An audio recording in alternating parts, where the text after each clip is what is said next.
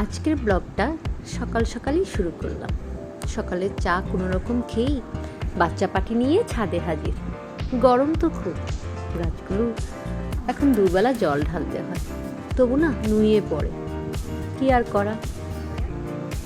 এদিকে আমার এই দুখানা ছানা সকাল সকাল ছাদে আসতে পেরেই বেজায় খুশি। দেখুন না কি আনন্দে গাছেদের আলিঙ্গন করছে। ছাদে ওদের খেলতে দিয়ে চলে আসলাম আমি রান্নাঘরে। আজ বানাবো শুক্তো। বাঙালি বাড়িতে এমন গরম দিনে দু একবার শুক্তো রান্না হবেই হবে। তবে অনুষ্ঠান বাড়ির মতো করে আমি রান্না করব না, আমি করব আমার নিজের মতো। অনুষ্ঠান বাড়িটা খেতে খুব মজা, তবে এতে তেল মশলা খুব বেশি থাকে। আমি বানাবো খুব কম তেল মশলায়। এমন গরম দিনে শুক্তো শরীরের পক্ষে খুব ভালো। এজন্য পেঁপে, গাজর, কাঁচা কলা, আলু, উচ্ছে, ঝিঙে সব পরিষ্কার করে কেটে আমি ধুয়ে নেব। এরপর কড়াইয়ে প্রথমে ভেজে নিব আলুগুলো। পাশাপাশি পোস্ত, সর্ষে, কাজু, কিশমিশ দিয়ে একটা পেস্টও বানিয়ে নেব।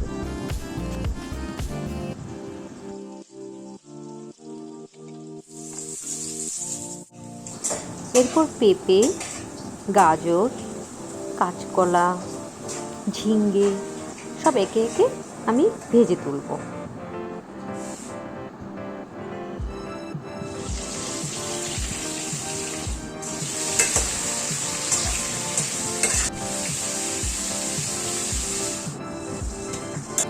আমি সব কিছুতেই একটুখানি নুন দিয়েছি, নুন দিয়ে সব ভেজে তুলেছি।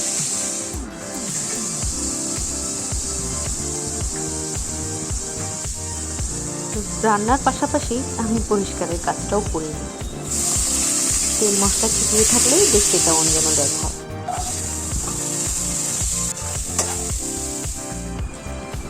এবার ফোড়নের পালা। সব মোটামুটি ভাজা হয়ে গেছে। আমি তেল, পাঁচফোড়ন দিয়ে ফোড়নটা দেব।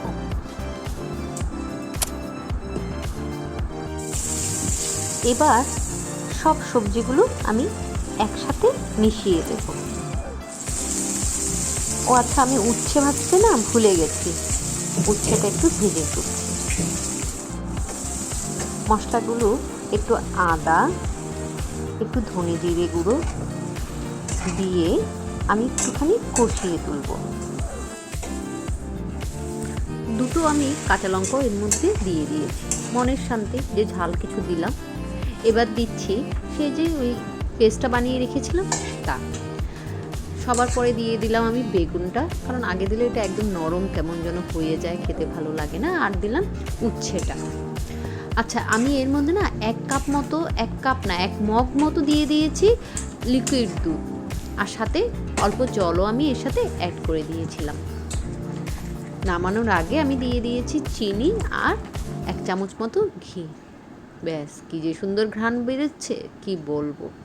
গরম ভাতের সাথে 1 বাটি মতো শুক্তো, 1 বাটি মতো নয়, যত ইচ্ছে তত খেতে পারেন, স্বাস্থ্যের পক্ষে খুব ভালো।